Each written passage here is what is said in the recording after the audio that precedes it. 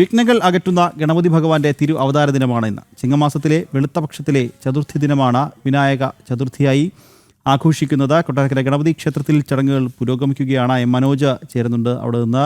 മനോജ്, വിനായക ചതുർത്ഥി ദിനത്തിൽ അവിടെ ചടങ്ങുകൾ പുരോഗമിക്കുകയല്ലേ? പുലർച്ചെ മുതൽ തന്നെ അഷ്ടദ്രവ്യ മഹാഗണപതി ഹോമം ആരംഭിച്ചിരുന്നു. 1008 നാളികേരങ്ങൾ ഉൾപ്പെടുത്തിയായിരുന്നു ഈ ഒരു മഹാഗണപതി ഹോമം നടത്തിയത്. അതിനുശേഷം ഗജപൂജയും ആനയൂട്ടുമൊക്കെ നടന്നു. അതോടൊപ്പം തന്നെ വിശേഷാൽ പൂജ, കളഭാഭിഷേകം, ഈ ശനിദോഷ നിവാരണ പൂജ അടക്കം നടക്കുന്നുണ്ട്. എന്തായാലും ക്ഷേത്രത്തിലേക്ക് ഇന്ന് വലിയ ഭക്തജന തിരക്ക് തന്നെയാണ് അനുഭവപ്പെട്ടത്. എല്ലാ വിനായക ചതുർത്ഥി ദിനങ്ങളിലും ഇത് തന്നെയാണ്.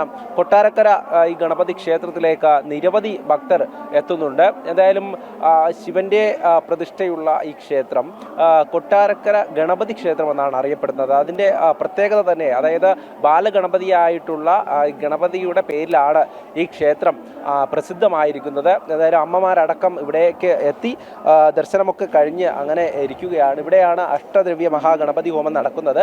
എന്തായാലും ഈ വിനായക ചതുർത്ഥി ദിനത്തോടനുബന്ധിച്ച് വിപുലമായിട്ടുള്ള ചടങ്ങുകളായാണ് ഇത് ആഘോഷിക്കുന്നത്. കാരണം ഈ ഗണപതി ഭഗവാന്റെ ഈ അവതാരപ്പിറവി എന്നുള്ള ആ ഒരു വിശ്വാസത്തിൽ തന്നെയാണ് ഇത്തരത്തിൽ ഈ ചിങ്ങമാസത്തിലെ വെളുത്ത പക്ഷമായിട്ടുള്ള ഈ ചതുർത്ഥി ദിനം അത് തന്നെയാണ് ഈ ക്ഷേത്രത്തിലും അങ്ങനെ വിവിധ ചടങ്ങുകളോടുകൂടി ആചരിക്കുന്നത്. എന്തായാലും ഈ പ്രസാദമൊക്കെ കഴിച്ച അമ്മമാരൊക്കെ ഇരിക്കുകയാണ്. രാവിലെ തന്നെ എത്തിയായിരുന്നോ? രാവിലെ വന്നു. ദർശനമൊക്കെ കഴിഞ്ഞു? ദർശനം കഴിഞ്ഞു. എല്ലാ വർഷവും വരാറുണ്ടോ? എല്ലാ വർഷവും വരും. ഇത്തവണ എങ്ങനെ ഉണ്ടായിരുന്നു? നല്ല ഇതായിരുന്നു. അങ്ങനെ ഈ അഷ്ടദ്രവ്യ മഹാഗണപതി ഹോമത്തിന്റെ പ്രസാദമൊക്കെയാണ് എല്ലാ തവണയും ഭഗവാനെ കാണാൻ വേണ്ടിയിട്ട് ഇവിടേക്ക് എത്തും. ഇവിടെ അടുത്ത വീട്. അപ്പോൾ ഇതിന് മാത്രമല്ല, ചടങ്ങുകൾക്ക് മാത്രമല്ല, അല്ലാതെ എത്തും അല്ലേ? വരും. അല്ലാതെ ഇവിടേക്ക് എത്തുന്ന ഭക്തരാണ്. എന്തായാലും പ്രസാദമൊക്കെ കഴിച്ചുകൊണ്ട് ഇരിക്കുകയാണ് എല്ലാവരും. എന്തായാലും എത്ര വർഷമായി ഇപ്പോൾ ഇവിടെ തന്നെ ഉള്ളത്? അതുകൊണ്ട് എപ്പോഴും വരും. അതെ, പിന്നെ വിശേഷിച്ച് ഈ ദിവസങ്ങളിൽ ഭയങ്കര സന്തോഷത്തോടു കൂടി ഒന്ന് കാണും. ആനയൂട്ട് കാണാനാണ് ഓടി വന്നത്. വിനായക ചതുർത്ഥി ദിനമാണല്ലേ? അപ്പോൾ എല്ലായിടത്തും ആഘോഷമാണ്. എല്ലായിടത്തും ആഘോഷമാണ്.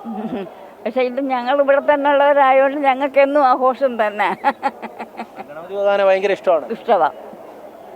എന്തായാലും അമ്മമാരൊക്കെ ഇവിടെ ഉണ്ട്. അവരൊക്കെ തന്നെ ഈ ദർശനം കഴിഞ്ഞ് അങ്ങനെ ആ ഒരു സന്തോഷം നമ്മളോട് പങ്കുവച്ചതാണ്.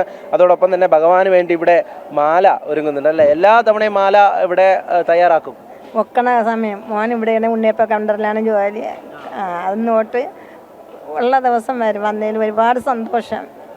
ഗണപതി വിചാരിച്ചാലേ വരാൻ പറ്റൂ. അങ്ങനെ മാല നേരത്തെ കഴിഞ്ഞ വർഷവും തയ്യാറാക്കാറുണ്ടോ? കൊണ്ടുവരും. ഇവിടെ ഇരുന്ന് ചെയ്യും. വരുമ്പോൾ പൂ വാങ്ങിച്ച് വീട്ടിൽ നിന്നും കൂടെ പറിച്ച് ഇവിടെ കൊണ്ടുവന്ന് കെട്ടും ഭഗവാനെ ചാർജ്. പൂവും ശംഖുൽഫം പൂ എല്ലാ വർഷവും മുത്തൂറ്റി കൊണ്ടുവരും. ഈ വർഷം മുത്തൂറ്റി കിട്ടിയില്ല. ജമന്തിപ്പൂ, അരളിപ്പൂ, ആടാമുല്ല, തുളസിപ്പൂ എല്ലാവർക്കും കെട്ടിയിടും. അപ്പം മനസ്സിനൊരു വളരെ സന്തോഷമാവും. എന്തായാലും ഈ വിനായക ചതുർത്ഥി ദിനത്തിൽ അങ്ങനെ ഭഗവാന് സമർപ്പിക്കാനായി പൂക്കൾ അത് ഇവിടെ ഹാരമാക്കുകയാണ്. അതോടൊപ്പം തന്നെ താമരപ്പൂക്കളൊക്കെ ഈ ഭക്തരെത്തുന്ന ഒരു കാഴ്ചയുണ്ടായിരുന്നു.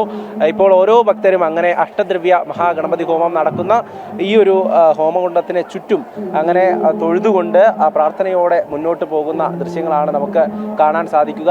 എന്തായാലും ഇത് തന്നെയാണ് എല്ലാ വിനായക ചതുർത്ഥി ദിനത്തിലും കൊട്ടാരക്കര ഈ ഗണപതി ക്ഷേത്രം എന്നും ഇത്തരത്തിൽ ഭക്തിസാന്ദ്രമായി തന്നെ തുടരുകയാണ്. അത്രയധികം തിരക്കും അനുഭവപ്പെടുന്നുണ്ട്. എന്തായാലും അമ്മമാരാണ് ഏറ്റവും കൂടുതൽ, അതായത് ബാലഗണപതിയെ കാണാനായി സ്ത്രീ ഭക്തജനങ്ങളാണ് കൂടുതലായും ഇവിടേക്ക് എത്തുന്നത്. ആ ദൃശ്യങ്ങൾ തന്നെയാണ് നമ്മൾ കാണുന്നത്. അതോടൊപ്പം തന്നെ ഇന്ന് ഈ മോദകമടക്കം ഇവിടെ എത്തുന്ന ഭക്തർക്ക് ലഭിക്കുന്നുണ്ട്. എന്തായാലും ഈ ക്ഷേത്രത്തെ സംബന്ധിച്ചിടത്തോളം കൊട്ടാരക്കരയിലെ ഈ ഉണ്ണിയപ്പം വളരെ പ്രസിദ്ധമാണ്.